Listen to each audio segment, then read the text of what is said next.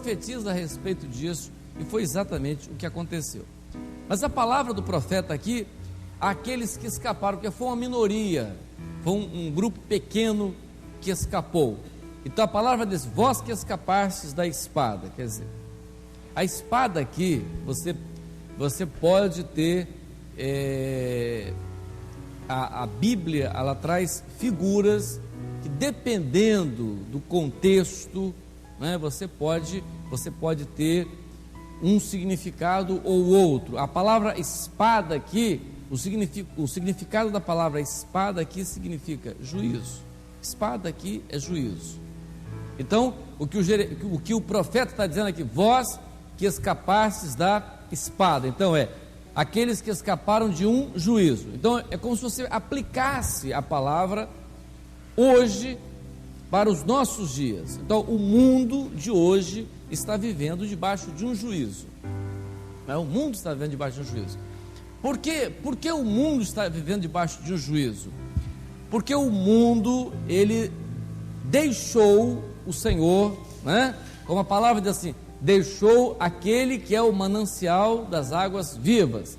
Então o mundo abandonou o Senhor, o mundo está vivendo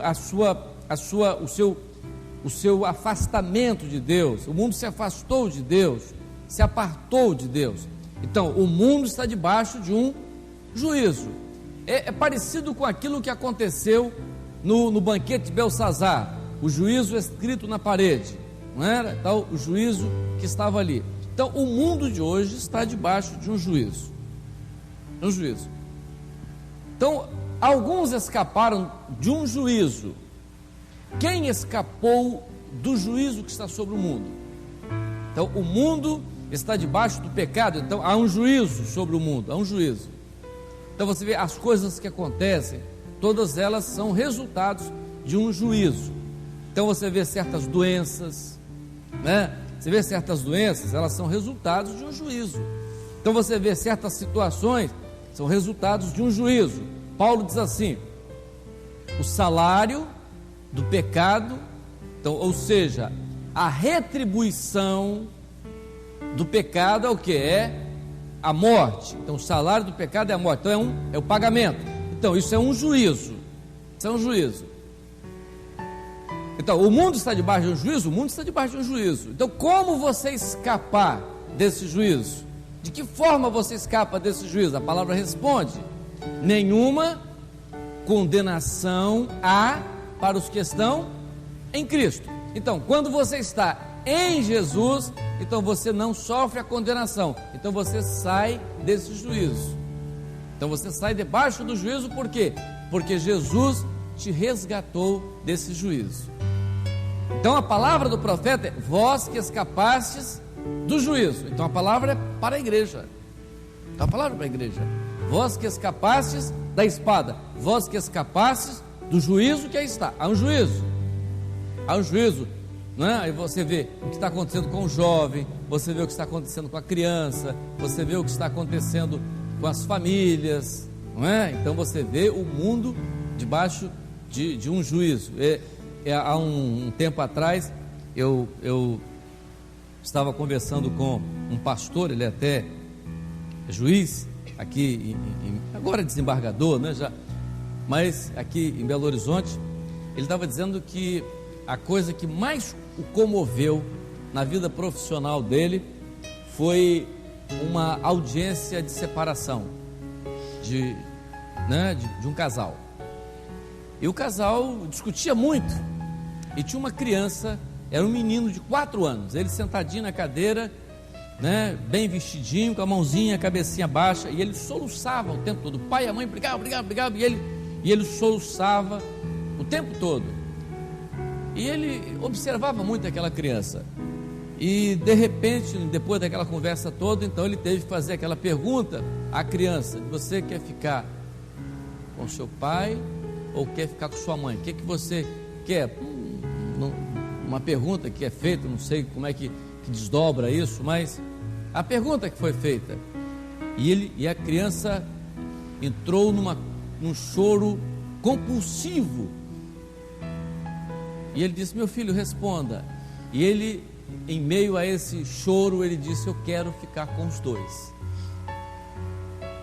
Então você imagina o que ia no coração daquela criança de 4 anos, o que desespero, porque não entendia o que estava acontecendo. Então você vê, aquilo é um caso de uma criança de 4 anos, e você olha quantos lares estão vivendo essa mesma situação, quantas famílias estão vivendo essa situação, quantas crianças estão vivendo essa situação. Então isso é o que? O mundo está debaixo de uma situação desse tipo. Por quê? Porque é um juízo. Então o profeta diz assim: vós que escapastes da espada. Então nós escapamos do juízo. Por quê? Porque o Senhor nos libertou, o Senhor nos tirou das trevas para a maravilhosa luz. Então escapamos desse juízo. Então agora há um conselho. Nós escapamos do juízo, então há um conselho: vós que escapastes da espada, ide-vos e não pareis. Meus irmãos, nós não podemos parar. Não há tempo mais para parar. Nós não podemos parar diante de uma luta, nós não podemos parar diante de uma dificuldade que às vezes nós achamos que ela é muito grande. Eu estava um dia em Vila Velha e tinha uma senhora, e ela começou a chorar e disse que queria conversar comigo. E ela disse assim: eu estou muito fraca na fé. Eu disse: por que você está fraca? Eu estou fraca porque Deus não está atendendo a minha oração. Eu digo: é mesmo? Deus não está atendendo a minha oração, pastor? Eu estou triste, estou revoltada. Sim, mas qual o problema? É que meu marido está desempregado há 3 meses e todas as portas estão fechadas. Eu disse: você está empregada? Eu estou. Você ganha bem? Eu ganho muito bem. Está faltando alguma coisa em casa? Não. Está dando para pagar as contas? Está. Está dando para você comer? Está. E você está revoltada porque o seu marido tem 3 meses que não tem um emprego. Eu digo: você está vendo aquela irmã ali sorrindo, conversando? Estou. Ela está com um filho com câncer. Você quer trocar a luta dela pela sua? De jeito nenhum. E ela está lá sorrindo, sabe por quê? Porque ela sabe que Deus vai operar na vida do filho dela. Você não pode parar. A vida do crente, você não está debaixo de um juízo, você está num caminho, você não pode parar. Ide-vos e não pareis. Não há motivo para parar na caminhada, para sentar, para desanimar, para achar que a luta, não, eu estou desanimado porque não deu para trocar o carro, porque faltou dia para trocar meu carro. Isso é uma injustiça que você faz com o Senhor. Você não deve fazer isso. Você não pode dizer isso. Você não pode dizer que a sua luta é tão grande, quando ao seu lado às vezes há pessoas com lutas maiores do que a sua e estão andando, estão caminhando, porque sabem que lá na frente há um objetivo, lá na frente há um alvo, e nós lutamos pelo alvo da soberana vocação que é Cristo. Ide-vos e não pareis.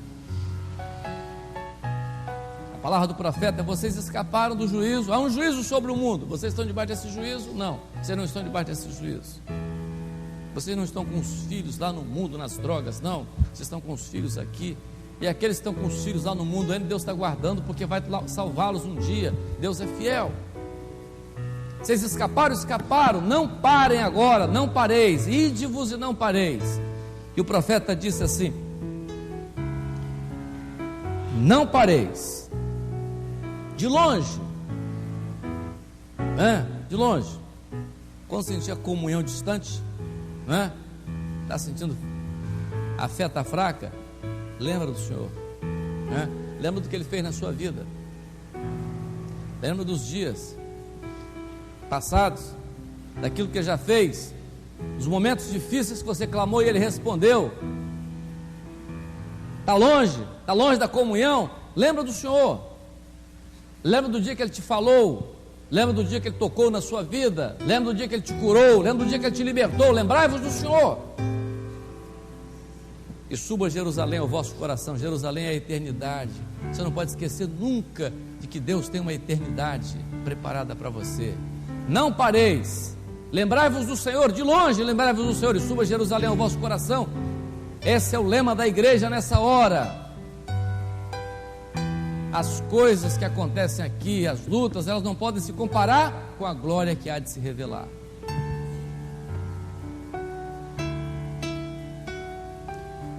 Vós que escapastes da espada, não pareis. Ide-vos e não pareis. De longe lembrai-vos do Senhor, e suba Jerusalém ao vosso coração. Essa foi a grande palavra de Jeremias para aquele povo. Essa é a palavra de Jeremias para a igreja. Você está com luta? Maior é aquele que peleja por você. Eu disse uma vez, e vou repetir aqui: o crente que não tem experiência das lutas vencidas ao pé do Senhor é um crente fraco. O crente, ele se fortalece cada vez que ele luta e vence. Todas as vezes que ele vence, ele se fortalece. Tudo posso naquele que me fortalece, dizia Paulo. Era na tristeza, era na fome, era na sede, era nos açoites, era nos jejuns prolongados, nas vigílias. Mas eu sei em quem eu tenho crido.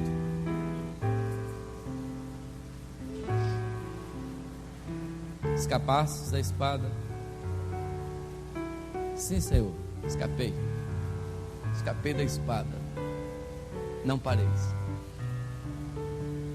A luta? Tá, a luta está aí, não pareis. Não está sentindo a presença do Senhor? Está distante, ausente? Lembra do Senhor, clama pelo sangue de Jesus, madruga, jejue, lembrai-vos do Senhor, e não esqueça de Jerusalém, que é aquela cidade que você vai morar lá, você vai morar nela. Suba sempre Jerusalém ao vosso coração.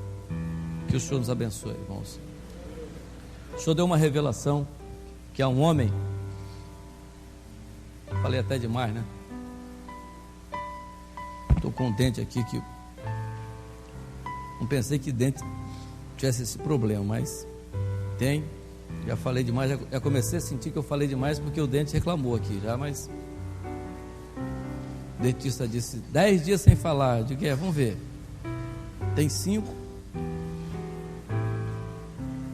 Um homem que está triste, pois se envolveu em um pequeno acidente de trânsito, avariou um pouco o seu veículo. Isso nunca tinha acontecido, mas acontece, né? Aconteceu, né? O Senhor vai te dar uma bênção, e é isso mesmo. Só machucou, só o carro, problema nenhum, né? Que bom, foi só o carro, né? Não machuca a gente, é que é ruim, não machucou o carro. Conserta igualzinho, né? Passa uma massazinha assim, pinta, né? Igualzinho. Quem nem diz. Agora a gente, quando machuca, que é pior. Vamos ficar de pé. O Senhor deu uma visão. Não diz respeito ao culto profético, é claro, mas uma visão com a igreja. O Senhor mostrou que durante o culto, alguns saía como se fossem não saíam do púlpito, é como se fosse fogo, né, que aqueciam os pés dos irmãos, ajustando-os para uma nova caminhada, removendo dúvidas,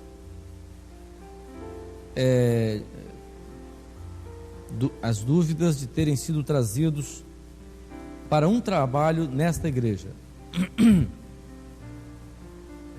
Dúvidas, por que eu estou aqui, né? Tal. A obra é de valentes, né? Obra de valentes. Se você está aqui, é porque o Senhor colocou você como valente. Evangelizar, vai trabalhar, né? Estou com saudade de casa. De onde você veio? Mas o Senhor está dando uma bênção especial a algumas pessoas, né, alguns irmãos nessa noite. Vamos orar.